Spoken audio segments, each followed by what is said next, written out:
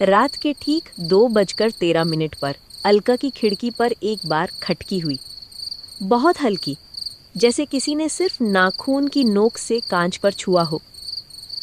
टिक। अलका की नींद खुली। कमरे में अंधेरा था, लेकिन एक चीज साफ थी, खिड़की अंदर से बंद थी। उसने सोचा शायद कोई जानवर होगा, पर उसके घर के सामने तो 6ठी मंजिल की खाली हवा थी, नीचे जमीन तक 60 फीट। वो उठी, धीरे धीरे खिड़की के पास गई और जैसे ही हाथ खिड़की की तरफ बढ़ाया, टिक टिक टिक। अब आवाजें अंदर से आ रही थी, जैसे कोई कांच को अंदर से ही छू रहा हो। अलका का दिल धड़कना बंद हुआ सा लगा। अलका ने डरते हुए कांच पर हाथ रखा। ठंडा नहीं था, बहुत गर्म था, जैसे दूसरी तरफ कोई सांस ले रहा हो। फिर धुंध बनी और धुंध में एक चेहरा उभरने लगा, लेकिन चेहरा बाहर नहीं, कांच की परत के बीच में फंसा हुआ लग रहा था। आंखें, मुंह, नाक, सब कुछ जमे हुए कांच की दरारों में जैसे किसी ने चिपका दिया हो। चेहरा धीरे से बोला, तुम अंदर क्यों आई? अलका चीख भी नहीं पाई, उसका गला जम गया।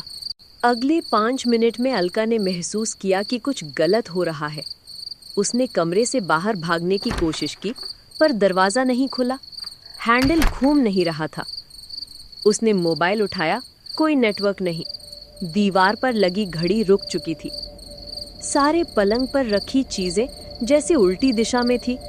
ट्यूबलाइट नीचे झुकी हुई, पर्दे ऊपर से लटकने के बजाय नीचे की तरफ चिपके हुए, जैसे पूरा कमरा उल्टा गिर चुका हो।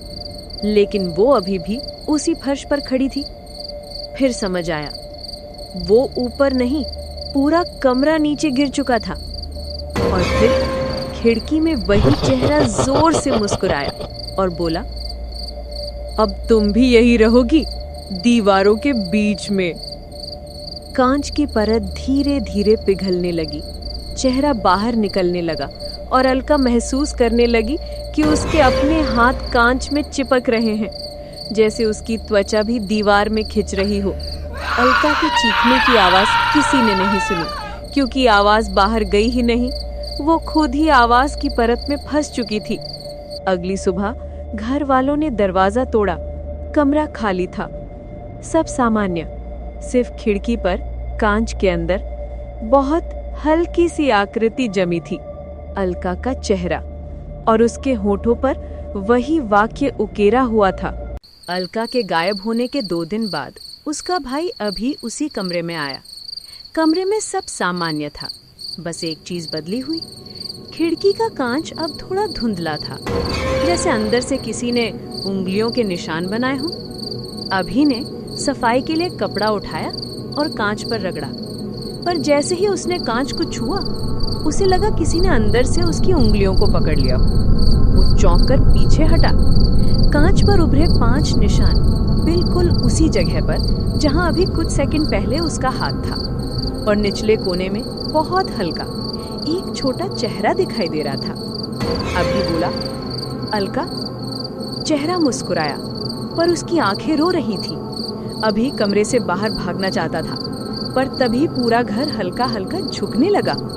छत की लाइटें नीचे की तरफ झुक गईं, कपाट ऊपर की तरफ घूमने लगे, टीवी स्क्रीन उल्टी दिशा में चमकने लगी, जैसे अलका के बाद अब पूरा घर उल्टा हो रहा था।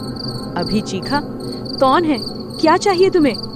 उसी कमरे की खिड़की से आवाज आई, बस एक जगह जहां हम सब रह सकें।